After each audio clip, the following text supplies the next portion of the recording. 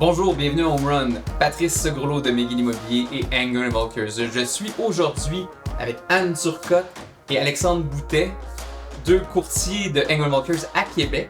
Alors aujourd'hui, on va avoir un point de vue du marché immobilier très intéressant de Québec. Anne, la question que j'aime poser au départ, ça fait combien d'années que tu es en immobilier? Je parle pas juste du courtage parce que je sais que tu as un bon bagage d'entrepreneur général et tout ça. Donc ramène-moi dans la genèse de ton arrivée en immobilier. C'était quoi, comme on dit en bon français, le trigger qui t'a amené dans le domaine immobilier? On parle de 1984, alors 37 ans. 37 ans où j'ai débuté dans le design comme cuisiniste, en fait, pour des compagnies d'armoires de cuisine de Québec. J'étais issue du milieu des arts, donc j'étais plutôt une artiste et je suis devenue une femme d'affaires par défaut par la suite. Mais bon, toutes ces années-là, ça a été du service conseil vraiment dans l'immobilier. Donc quand je dis à mes clients que j'ai toujours fait ça, je n'ai fait que ça.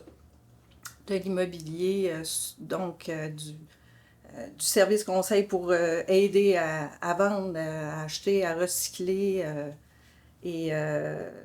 J'ai été effectivement dans la promotion immobilière, j'ai été dans la construction, j'ai été dans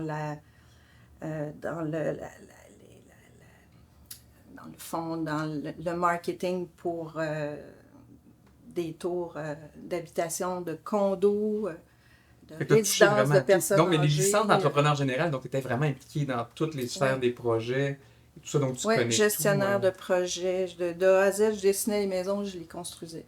Donc, maison unifamiliale, tour à condo aussi, donc le spectre complet. En fait, pas de construction de tours de condo, mais je faisais le design, je faisais tous les plans à l'intérieur des tours de condo, les condos témoins, choix des matériaux de fini, détermination du profil du client. Alors, j'ai aidé des entreprises, mais il faut comprendre que dans ces années-là, il y avait soit les architectes ou les entrepreneurs. Les designers commençaient à faire leur place. En 84, j'ai été dans les premières à être sur des chantiers de construction et je me rappelle très bien que c'était vraiment pas commun. Les filles n'étaient pas là non plus, n'étaient pas présentes dans le milieu, dans l'industrie au complet. Alors, ça a été vraiment agréable de me sentir un peu la pionnière dans tout ça. Je suis restée très proche aussi de ces clients-là. Donc, j'ai encore des clients de 37 ans là, qui me suivent. Alors, le déclic de m'en aller dans l'immobilier, donc ça fait 17 ans que je suis courtier. J'avais fait le tour du jardin. Je pense que j'avais aussi je n'avais plus envie, en fait, de dessiner autant puis de créer quelque chose que j'aurais à vendre après. Je voulais vendre quelque chose d'existant. Je voulais montrer quelque chose que je pouvais visiter. Je voulais de l'instantanéité un peu plus. Je voulais de la spontanéité. Je voulais ressentir là, vraiment ce que c'est que de ne pas avoir pendant 6 mois, 1 an, le même client parce que le projet débute sur un dessin quand tu es un designer. Il se termine vraiment quand tu as fait l'exécution, que tu as livré ton projet. Donc, des fois, c'est 6 mois, 1 an. Donc, pour moi, c'était très rafraîchissant de sentir que je pouvais vendre quelque chose qui existait, que je n'avais pas à le dessiner avant. Et je trouvais aussi que je devenais beaucoup trop technicienne. Je trouvais que j'étais moins une artiste et plus une technicienne parce qu'effectivement, l'avènement des 3D, j'ai commencé à dessiner sur AutoCAD. Après ça, ben il fallait qu'on avance vers le 3D et tout. J'avais fait mon temps là-dedans. J'ai beaucoup dessiné. Puis vendre de l'usager, pour moi, ça a été vraiment extraordinaire. Ça a été... Là, le courtage, tu as commencé dans une agence traditionnelle généraliste et tout. Oui. Est-ce que tu es partie seule? C'était quoi les premières années? C'est quoi les différentes étapes que tu as faites?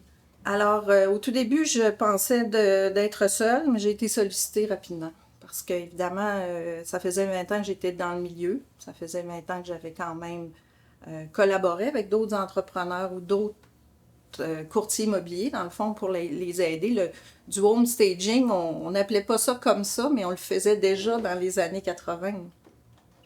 Alors, on aidait parfois des entrepreneurs à mieux vendre. On aidait des courtiers immobiliers qui étaient collés avec des maisons. Et puis, donc, une des têtes d'affiche de Québec m'avait contacté pour que je fasse partie d'une équipe avec lui. Et il n'était pas en équipe à ce moment-là. Les équipes n'étaient pas...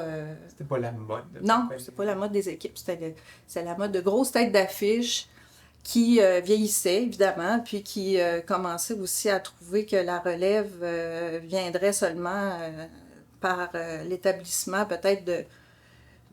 Si ce n'était pas de grosses équipes, c'était des duos, au moins, pour se partager le travail, se partager surtout tous les déplacements, dans le fond, que ça impliquait. À cette époque-là, j'ai accepté parce que cette personne-là, je la connaissais bien et ça a été 12 ans où j'ai été, dans le fond, dans la meilleure équipe de Québec.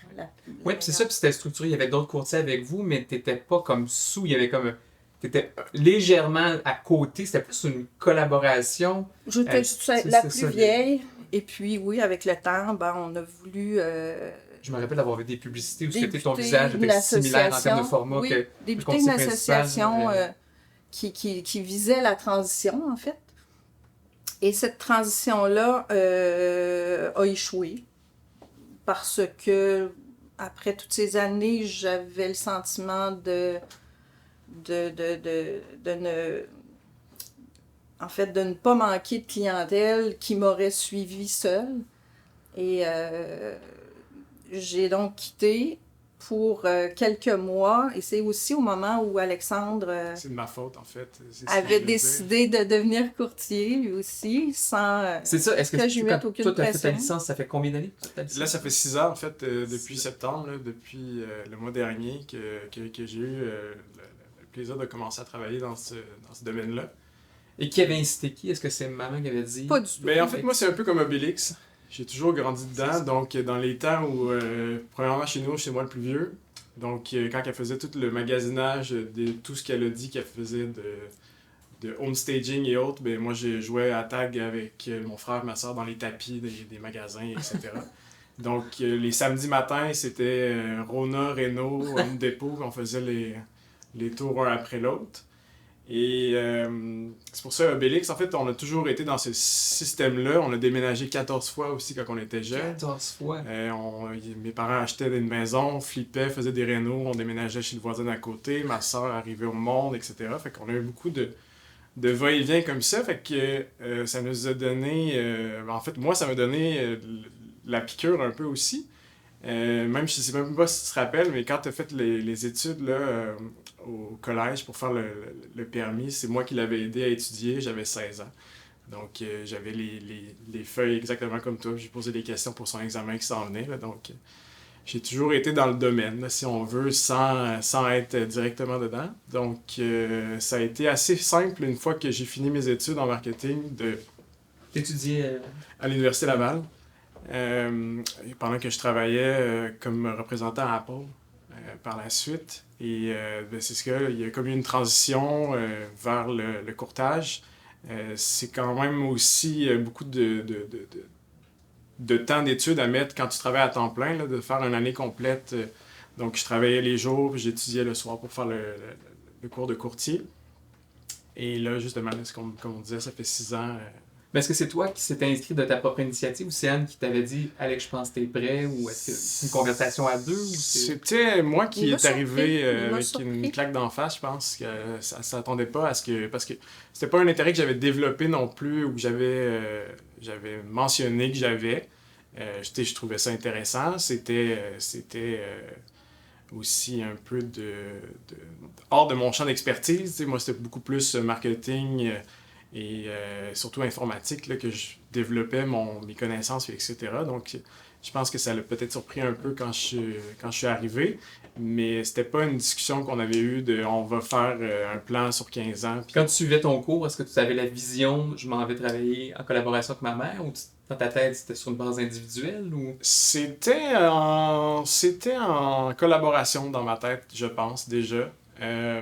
C'est sûr que dans ce temps-là, j'étais dans une équipe, fait que j'avais l'impression que j'allais peut-être m'incruster dans cette équipe-là, puis prendre les miettes de pain, surtout au début, puis de m'arranger faire mon bout de chemin là-dedans. Donc, on dirait que j'avais pas prévu sur le long terme, dans les 5 prochaines années, qu'est-ce que j'allais faire. C'était plus, je suis là, j'arrive, puis je vais voir, premièrement, si j'aime ça, parce que c'est pas non plus donné à tout le monde. Là. On le sait, les statistiques le montrent. Là. Les gens qui commencent le courtage dans les prochaines années abandonnent parce que c'est un métier qui est difficile quand même.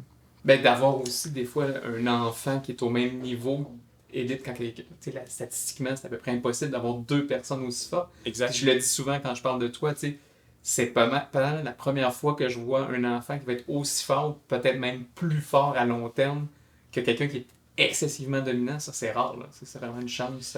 Ben, tu sais, merci d'emblée, je veux dire ça. Et c'est certain que ça vient quand même avec une certaine pression de performance, dans le sens où que c'est nous, on fonctionne par les résultats, on fonctionne pas par combien d'argent on a dans le compte de banque. Donc, le but pour nous, d'emblée, c'est de vendre une maison, puis de faire en sorte que les clients soient satisfaits. Puis après ça, ben, ça vient avec un chèque. C'est surtout là-dessus je pense qu'on a la même mentalité aussi, puis ça nous aide aussi à performer sans se mettre trop de pression sur ça, puis de justement utiliser l'énergie pour essayer de vendre justement les maisons qu'on va avoir. Et là, je sais que c'est toi le gars de marketing. Donc, quand on est arrivé et qu'on a commencé à regarder nos options pour Québec, évidemment, bon, tout mène vers Anne à Québec au niveau des résultats. Là, c'est sûr qu'elle est au sommet de la liste. Oui. Donc, on rêve de pouvoir arriver à convaincre Anne. Mais au final, Anne avait eu l'humilité de dire que c'était Alex qui avait eu le flair de sentir le momentum, puis je pense que c'est ton côté marketing qui avait vu peut-être... c'est quoi qui avait motivé la décision de faire le saut, le leap of faith, d'être les premiers d'arriver à Québec comme ça? Là, je vais prendre tout le crédit, puis ça ne me revient pas vraiment. Drôle d'histoire, en fait, ma blonde m'avait mentionné que Martin Rouleau, sur Instagram et sur Facebook, commençait à être très très gros depuis qu'il avait changé pour sa nouvelle bannière d'Engel & Volkers. Puis elle m'avait répété ça au moins à tous les jours pendant 2 mois avant notre première rencontre avec toi. Donc déjà d'emblée, quand on s'est assis au restaurant ensemble, moi je le savais, qu'est-ce que ça pouvait apporter comme marketing, comme visibilité que, exemple, notre ancienne bannière ne nous permettait pas d'avoir. Et après ça a été de les convaincre. Anne et Aurélie qui étaient aussi là avec nous. Oui, parce qu'aujourd'hui, Aurélie travaille avec vous, ton frère aussi. Voilà. Donc, c'est ça, vraiment une histoire familiale. Ben, en fait, moi, en fait, je voyais l'émergence quand même de vos publications de Montréal vers Québec. Et puis, tu te rappelles, tu m'as téléphoné, j'étais en Floride, on a convenu de rendez-vous. Et puis, c'est vrai que ton nom, je me rappelais de l'avoir vu, puis d'avoir été interpellée, mais j'étais probablement sur un pilote automatique à cette époque-là. T'sais. Puis c'est vraiment, je pense, à cause des enfants, à cause de leur acuité à voir les nouveautés aussi, c'est parce que moi, je suis quand même beaucoup dans ma bulle. Je me concentre sur mes choses, puis je suis pas quelqu'un qui va vouloir faire de la copie de ce qu'il voit ailleurs. J'ai mon style, j'ai ma façon de faire, et puis je pense que c'est ça qu'il faut dire. Là. J'étais sur un pilote assez automatique. J'étais dans une zone très confortable, très connue. Puis, ils m'ont révélé que dans le fond, s'ils joignaient à moi, comme ils le faisaient, cette aventure-là leur plaisait énormément. Ils considéraient que notre ancienne agence, grand-père un peu, sur les talons, là, nous provoquait pas, en fait, nous insufflait pas quelque chose de vraiment rafraîchissant. Puis, tu sais, dans la vie, quand tu veux devenir meilleur, tu te joins au meilleur. Alors, c'est ce que vous nous avez, dans le fond, un peu proposé d'emblée en se joignant à vous autres. Et puis, les enfants m'ont convaincue. C'est vrai qu'à notre première rencontre, on avait déjà eu, je pense, un bon une très bonne relation. Moi, je suis bon très feeling. instinctive, je suis très, je sais pas, j'ai des antennes qui me donnaient, tu sais, je vous avais donné des très bons commentaires de notre rencontre. Et après, il y a eu une deuxième rencontre avec Debbie, avec Aurélie cette fois-là, où je me rappelle d'Alexandre, il m'avait dit après la deuxième phrase, c'était déjà oui, go, maman, on y va. Là. Je t'ai Tu eu comprends? tu m'as eu à Angle. C'est ça. Puis je les remercie aujourd'hui parce que peut-être que j'aurais été un peu peureuse. J'aurais peut-être été effectivement stressée de faire cette transition-là, étant donné que j'avais quand même un statut que j'avais gagné chèrement là, au bout de Là, on est ces quelques années années. plus tard avec un certain recul, puis là, on regarde les résultats, puis c'est juste phénoménal. C'est complètement hallucinant. Anne aussi, il y a 15 000 conseillers Engel Walkers dans le monde. Tu fais partie des rares 225 conseillers private office pour un marché comme Québec, qui n'est pas New York, Londres, ou des gros marchés naturellement avec des propriétés, avec des prix stratosphériques. Donc, tu as réussi à atteindre des volumes titanesques, là, disons ça comme ça. Pour la statistique, il n'y a personne dans l'histoire de la grande région de Québec qui a vendu plus de listings millionnaires que Anne Turcotte. Là. On parle quand même d'une région de 850 000 personnes. C'est au sommet. Il n'y a personne sur les sites interagences, sur le site interagence qui a vendu plus de... J'ai commencé très tôt, là. Il y en avait peu. Ouais. Et puis, effectivement, ça évolue. Moi, j'ai une moyenne d'environ 875 à 900 000 par transaction, ce qui est le triple, plus que le triple, dans le fond, de la valeur moyenne d'une maison à Québec. Et ça, c'est tout le temps avec un top 10% des plus gros prix médians à une moyenne d'environ 580 000 à Québec. Le top 10 médian, là, donc 800-900, c'est très, très, très haut. C'est très haut. Québec, c'est très haut, puis ça se maintient, puis ça... à Québec, on a vendu 4 fois plus en groupe, tous les courtiers réunis, 4 fois plus de maisons d'1 million cette année qu'en 2019. 4 fois plus. Alors qu'on augmentait ça prend un pouce, là, alors qu'on augmentait de... C'est déjà fait. C'est déjà fait. Mais alors qu'on augmentait de 4-5 par année, on a quadruplé cette quantité-là. Juste cette année, j'en ai 22, alors qu'en 2019, il y en avait eu 25 dans toute la région de la capitale-nationale, puis dans Chaudière-Appalaches. Tout courtier confondu. Alors, puis l'année n'est pas finie. Ouais. Alors, ça va... Là, on a vécu la pandémie, puis Alex, tu disais quelque chose d'intéressant tantôt, que au fond, Québec et Ottawa est à Toronto, ce que Québec est à Montréal. Est à Montréal. Oui. Donc, c'est ça, une ville avec beaucoup de fonctionnaires, que ce soit qui achètent ou qui louent. C'est quoi la dangerosité si jamais le gouvernement comme provincial mettait en place le système de télétravail de façon permanente? Est-ce que vous pensez qu'il y a une correction qui pourrait subvenir dans le marché de Québec qui est très, entre guillemets, un peu dopé par cette clientèle-là? C'est une excellente question. Écoute, on se l'a fait poser pas mal toute l'année, cette question-là. C'est sûr qu'en tant que courtier, on a toujours le beau jeu de dire qu'on n'a pas de boule de cristal puis qu'on verra jamais dans l'avenir, etc. Personnellement, j'ai l'impression que la pandémie, c'est un accélérateur de société. Fait que ces éléments-là qui vont arriver ou qui sont arrivés dans le sens des fonctionnaires, etc., c'est des éléments qui seraient arrivés dans peut-être 5 ans ou 7 ans ou 10 ans, puis qui ont fini par arriver plus rapidement, si on veut. C'est certain aussi qu'à Québec, on a l'avantage d'avoir un étalement urbain qui nous permet d'être quand même assez près du centre-ville aussi. Et c'est ce qu'on disait tout à l'heure, là, dans le fond, nous, partir dans une visite, on peut partir 30 minutes d'avance, puis on va arriver à l'heure. Il n'y a pas tant de trafic que ça. Et on s'en sort quand même assez bien. On se retrouve aussi dans les 30 minutes, on peut avoir accès à des lacs avec des bateaux, avec des immenses chalets, des résidences secondaires aussi. Donc, pour revenir à ta question, j'aimerais avoir la réponse nette et précise de quelle sorte d'impact que ça va avoir à court terme, à long terme. à court terme, la pandémie a ramené le marché de Québec dans un marché de vendeurs, que ça faisait très longtemps qu'il était dans un marché d'acheteurs. Donc, tu sais, la fluctuation standard d'un marché immobilier, avec la pandémie, est revenue très, très drastiquement.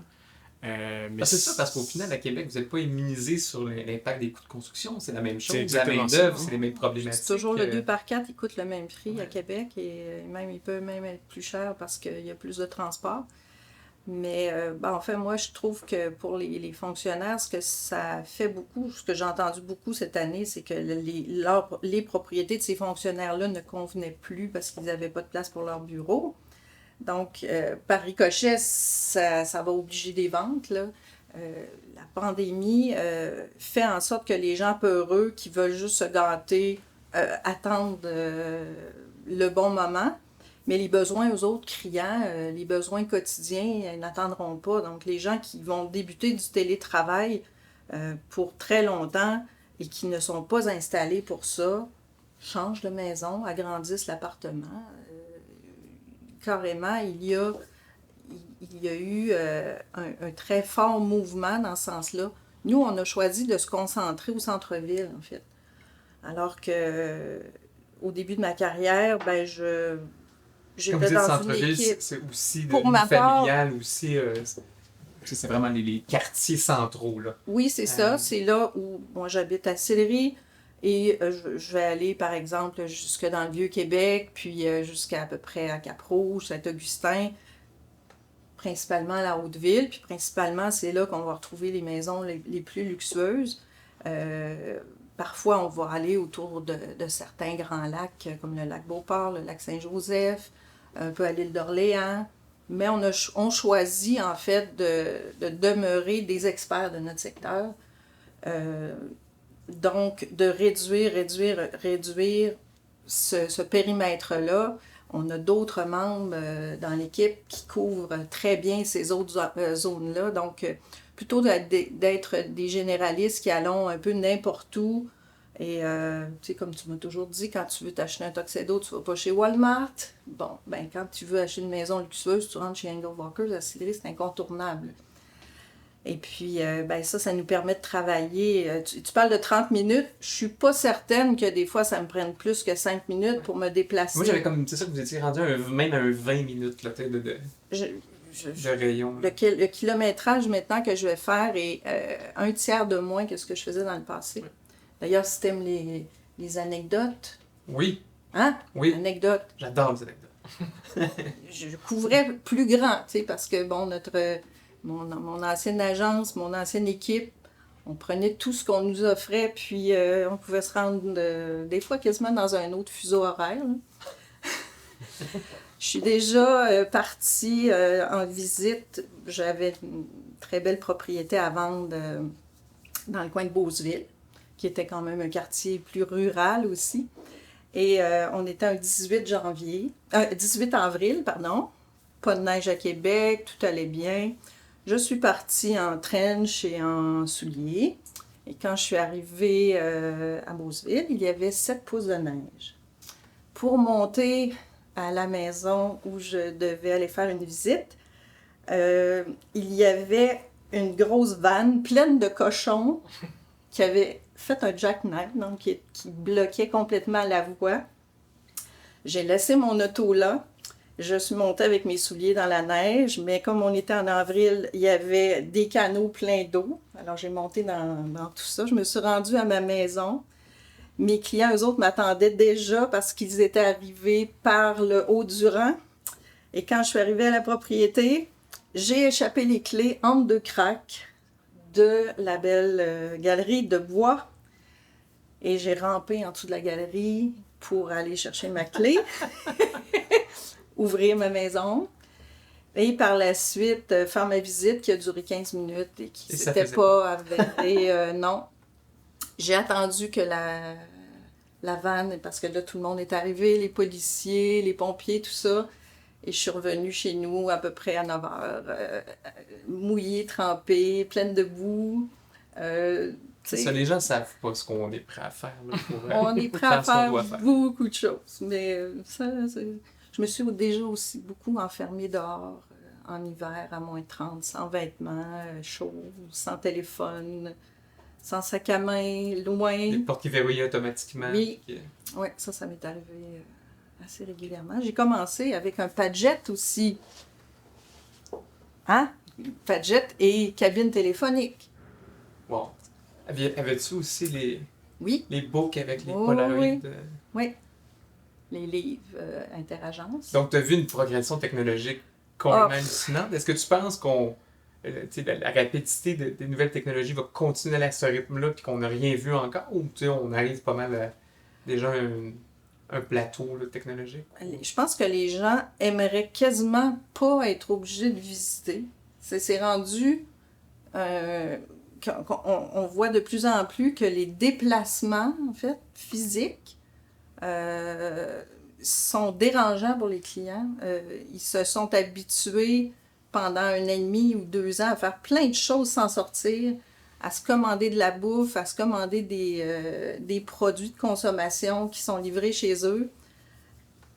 Puis ils se sont retrouvés quand même assez bien dans ce mode-là de vie. C'est ça. Donc, est-ce que tu Alors, penses juste les déplacements, ça commence à les déranger. Des fois, ils voudraient qu'on leur fasse des FaceTime, mais je trouve qu'à un moment donné, ben, comme filtre initial, parce que des fois, ça dépend si on part avec 50 propriétés et on veut écrémer, garder, mettons, le top 10. Peut-être les technologies pour faire ces cette première élimination-là, puis ce qui est évident, non, ça fait pas. Puis, mais ultimement, est-ce que tu penses qu'un jour, c'est ça, les gens vont acheter sans même aller être physiquement dans les propriétés? je serais très étonnée que ça arrive parce que c'est comme essayer de tomber en amour avec un fantôme. Je veux dire, faut qu'on. Il y a tous les sens hein, dans une visite. Quand je dis aux gens, déplacez-vous, il y a les odeurs, il y a le chant des Surtout oiseaux. avec un camion il y a en jackknife. C'est ça, des mais cochons. il y a toute cette atmosphère-là qui contribue à ton bien-être aussi, que tu peux pas éluder. Alors, moi, je pense que au lieu de faire 50 visites, parce que quand j'ai commencé, là, sincèrement, on me préparait ma journée, puis dans ma journée, ben, je pouvais faire 10 à 15 visites facilement.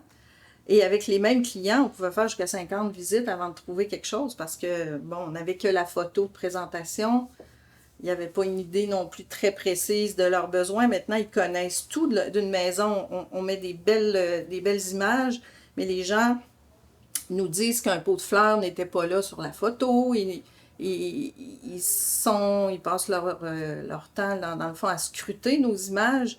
Et quand ils se décident et veulent se déplacer, ben, ça en vaut la peine. C'est sûr qu'on a un score qui est très élevé maintenant au bâton, avec un très petit nombre de visites. Et nous, on est 100% numérique depuis des années. Je dis numérique sur toute la ligne, là, autant pour les contrats que les contrats de courtage que pour les promesses d'achat. Je trouve que ça nous a donné de la dextérité, ça nous a permis d'avoir le temps de lire des clauses bien plus aiguisées, bien plus solides, que de pouvoir faire le travail devant notre écran. Parce que combien de contrats j'ai signés dans un Tim Hortons à 8 heures le soir, après des visites exténuantes avec des bébés qui pleurent, et puis là, tu essaies d'expliquer des choses à tes clients, tu essaies de leur... L'efficacité que la technologie amène, puis... Donc, c'est au bénéfice du client, mais c'est au bénéfice du courtier Oui, aussi. Ça Mais moi, c'est ça, ça fait 20 ans que je suis dans l'industrie, puis écoute, le nombre de licences augmente, puis là, à cause de la pandémie, là, c'est des milliers. Comment tu vois ça, le courtage, là, cette nouvelle... tous ces gens-là qui rentrent avec des idées de grandeur et qui voient justement Anne sur les médias sociaux, tes publicités, et qui veulent être Anne, mais à un moment donné, il n'y a pas 1000 possibilités d'être Anne à Québec. Non, ben, je pense qu'il y a une épuration naturelle qui se fait à chaque année parce que ne réussit pas qui veut. Alors, il y a, oui, beaucoup d'essais. Je pense que d'être des précurseurs, d'avoir, dans le fond, été dans les premiers même à utiliser les réseaux sociaux à Québec, c'est pas si loin, là. Je vois que maintenant, ça devient la donne, ça devient des façons où chacun peut s'exprimer, personnaliser ses choses. On a, on a misé sur de l'efficacité, sur de l'élégance au niveau de nos photos, être toujours en avant de la parade. Et puis, on voit que effectivement, ça a créé un mouvement qui tend vers ça. Il y a énormément de nouvelles recrues qui sont compétentes, très jeunes en fait. Plus ça va, plus les jeunes sont compétents rapidement. Le niveau de diplomation a augmenté, là, déjà justement avec des bacs et tout ça. Voilà. Une courtier, c'est oui, c'est une promotion, c'est une profession qui avait besoin de regagner ses lettres de noblesse, parce que pour moi même, c'est un travail qui pourrait être de niveau universitaire. Ben, on en parlait justement que chez les planificateurs financiers, maintenant c'est un certificat universitaire. Ça devrait, moi aussi, je crois que ça devrait être la même chose. On est rendu là. Complètement. Parce que, bon, on s'aperçoit très bien que même en sortant de, maintenant c'est 1 an presque le cours, avant 2 ans, tu n'es pas solide sur tes patins non plus à 100%. Tu as besoin d'être effectivement coaché. Tu as besoin d'avoir quelqu'un qui regarde par-dessus ton épaule pour t'aider. Ce qui est agréable de travailler avec ton enfant, c'est que tout ce que tu lui montres, tu n'as pas l'impression qu'il va un jour aller voler de ses... C'est ça. Ça, c'est des problèmes d'équipe. Ah non, mais vous avez le scénario peut-être idéal. Là, la transition, puis de passer le flambeau. Puis moi, ayant déjà été dans des équipes, je voulais avoir une profession où j'étais vraiment maître à bord, et aussi où j'avais un contact beaucoup plus direct, là, une première secrétaire, une deuxième secrétaire, une troisième secrétaire, puis tes messages, tu les reçois très tard, tu n'as pas le temps d'aller ouvrir tes portes, tu as des boîtes à clés, ton service en repère à un moment donné quand tu as beaucoup trop de listings. Et j'étais déterminée à avoir de la qualité qui était insufflée dans le fond par toi et Engel Walkers, qui justifiait effectivement que j'avais ce malaise-là aussi, puis je me disais, bon, est-ce qu'il y a une autre façon de travailler dans le courtage immobilier où, par défaut, quand tu deviens gros, quand tu deviens très sollicité, tu perds le contact avec un petit peu tes clients, donc tu sais, Mais est-ce qu'aujourd'hui, tu as encore, souvent, j'entends les gros courtiers connus, dominants, où est-ce que le client veut absolument le courtier dominant? Genre, moi, c'est Anne Turcotte, mais je veux Anne Turcotte qui fait les visites, je veux Anne Turcotte pour tout. Où est-ce que là, aujourd'hui, Alex est capable, et même qu'il y a des clients qui vont dire « Je veux Alex », parce qu'on est rendu là déjà où... On est rendu là, puis on n'a pas la même clientèle.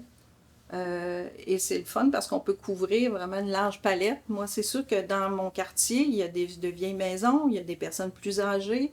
Donc, je vais souvent aller servir des gens qui ont jusqu'à 80 ans, 85 ans.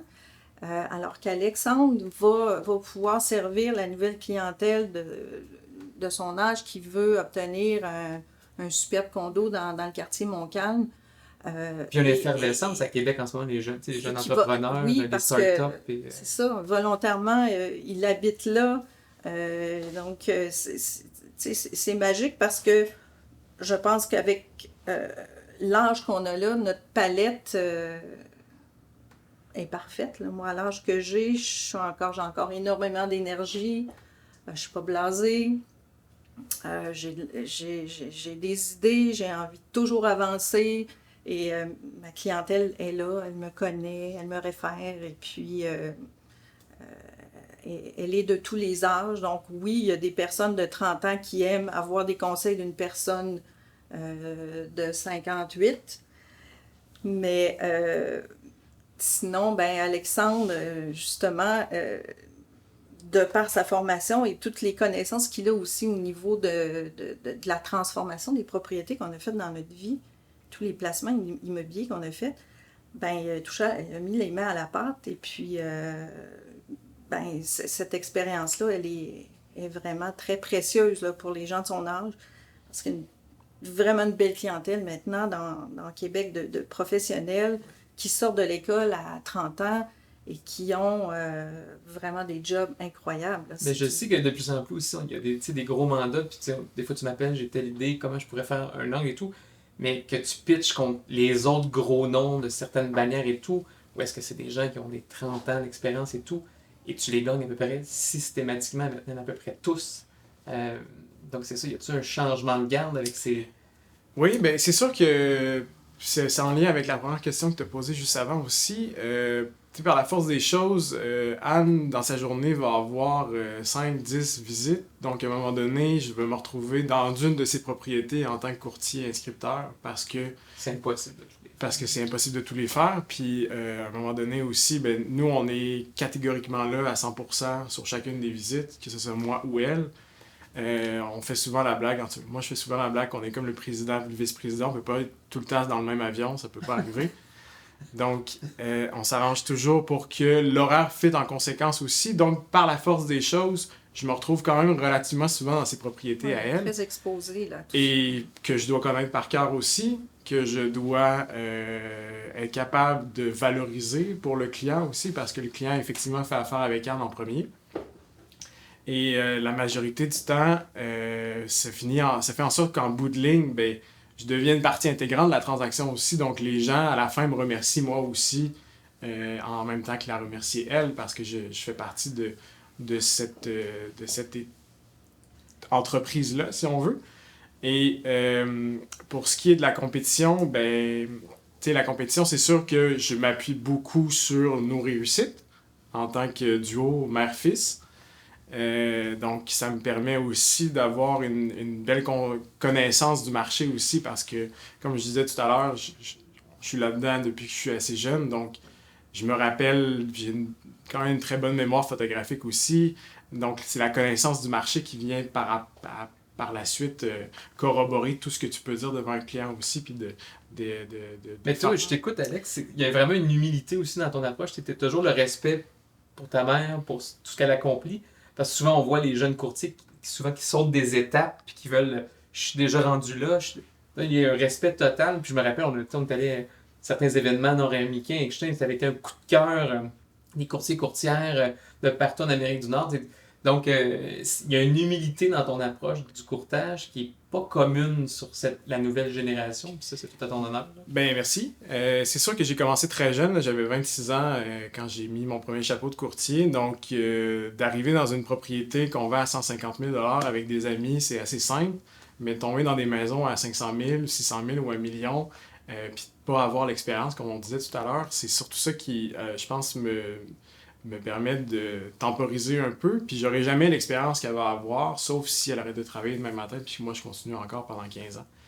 Donc cette expérience-là, elle est cruciale, et c'est aussi quelque chose que je pense que ce qui est difficile avec un nouveau courtier qui n'a pas cette expérience-là, moi personnellement, sans courtier qui m'épaule comme j'ai été épaulé, j'aurais pas atteint les sommets que j'ai atteints en ce moment. Là. En même temps, moi, j'avoue que j'ai rarement entendu un spectre aussi large d'avoir fait le design intérieur, l'entrepreneur général, le toucher copropriété, condo. C'est comme ta connaissance, elle est parfaite. Là. Il n'y a pas vraiment un domaine que tu n'as pas touché. C'est vrai qu'il n'y a pas grande question que je ne suis pas capable de tu vois, je ne savais pas tout ça parce qu'à un moment donné, c'est la beauté quand tu arrives en entrevue avec quelqu'un qui a des chiffres comme ça. Tu n'as pas besoin de creuser aussi loin. Tu regardes la personnalité et tu te dis... C'est sûr que ça va marcher. Là. Ça fonctionne. Donc là, je suis content, j'apprends des choses aujourd'hui. En même temps, tu parles de design, tout ça. Moi, j'ai été fasciné. Les gens sont fascinés. Souvent, on va poster vos superbes propriétés. Au niveau architectural, Québec, c'est de toute beauté. Là. Il y a vraiment des belles choses. Et c'est bien construit, la qualité de construction. Est-ce que vous pensez, est-ce que vous avez des meilleurs ouvriers ou il y a encore des artisans là, de père en fils ou je sais pas qui... On dirait que tout a de l'air de meilleure qualité. On est moins à la chaîne dans la haute gamme. C'est vraiment de la top qualité. C'est certain que tout ce qui est dans le Vieux-Québec, premièrement, c'est protégé par le patrimoine de l'UNESCO. Donc, patrimoine urbain de la Ville de Québec qui doit dire son mot. Je peux te le dire avec mes enseignes d'Engel Walkers, on est dans le Vieux-Québec. Là. Et mon Dieu, que ça a été long d'avoir ça. C'est de quoi je parle. Facile. Il y a le patrimoine urbain de la Ville de Québec, mais aussi le patrimoine culturel du ministère de la Culture qui a son mot à dire. Exemple, notre projet Circa dans le Vieux-Québec, ça a été très long avant d'obtenir les permis parce que ça prend des matériaux qui, eux, considèrent nobles. Donc, de la pierre, C'est la pierre de Saint-Marc dans ce cas-ci, je crois. Exact.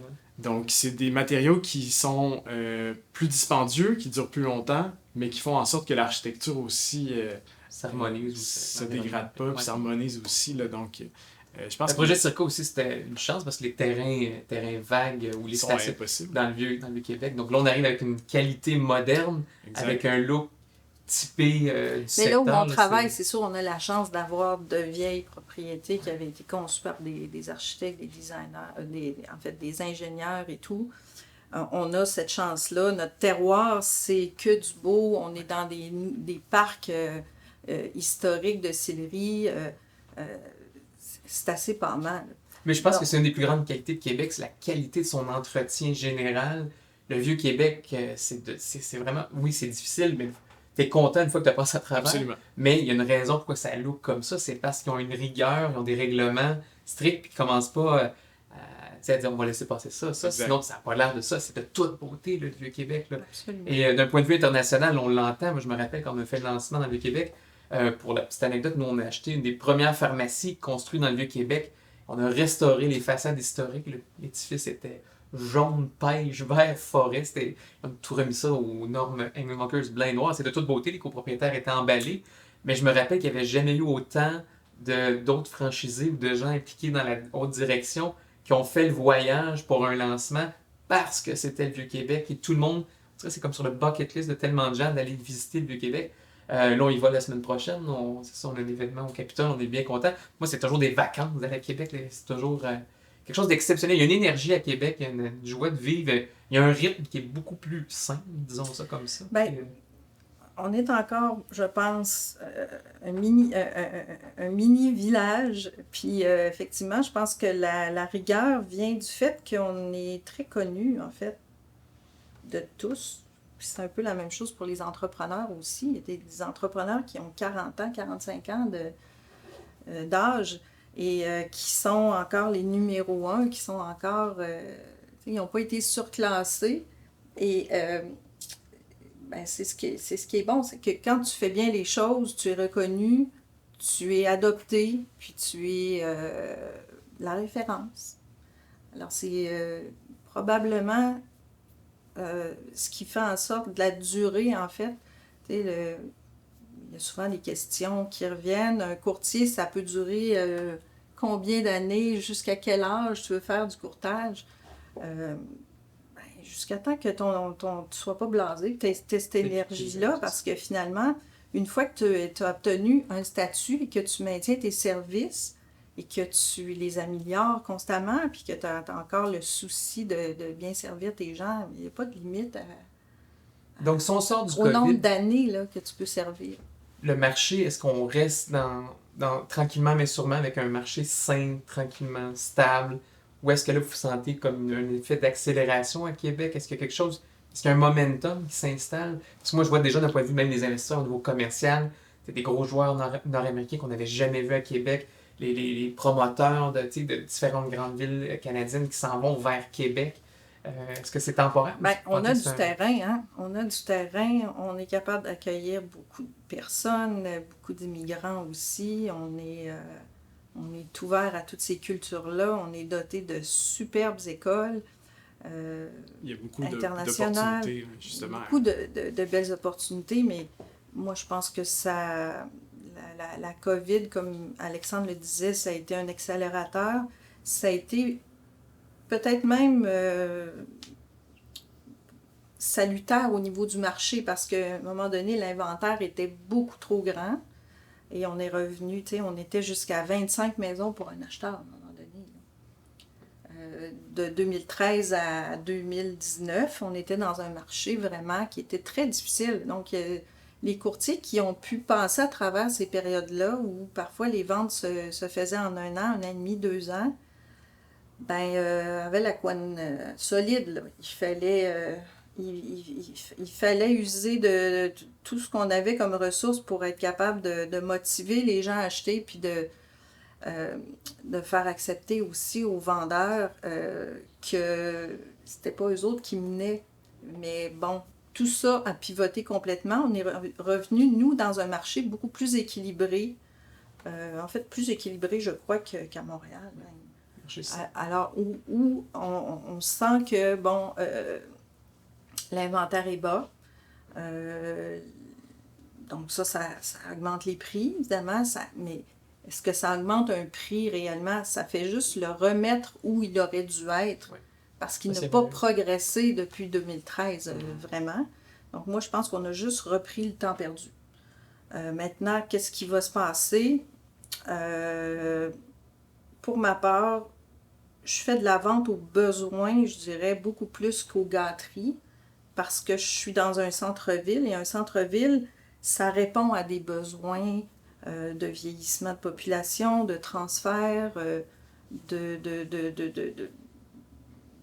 gens qui prennent une retraite et veulent être dans un milieu culturel. Ça répond à des besoins de parents qui ne veulent plus vivre en banlieue, veulent plus voyager pour les écoles. Donc, là où je suis, les besoins sont criants et on n'a pas d'exode et on n'a pas de mois creux. Ouais.